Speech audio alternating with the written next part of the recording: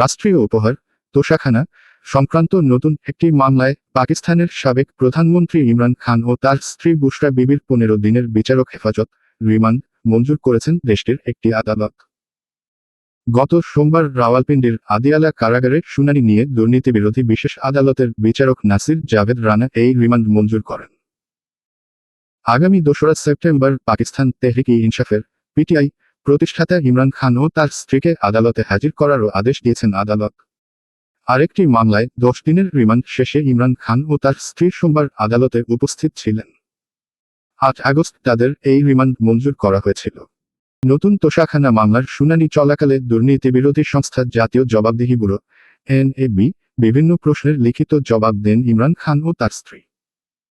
ইন্দত মামলায় ইমরান খান ও তার স্ত্রীকে ইসলামাবাদের জেলা ও দায়রা আদালত খালাস দেওয়ার পরপরই তাদের বিরুদ্ধে নতুন করে এই তোশাখানা মামলা করা হয়।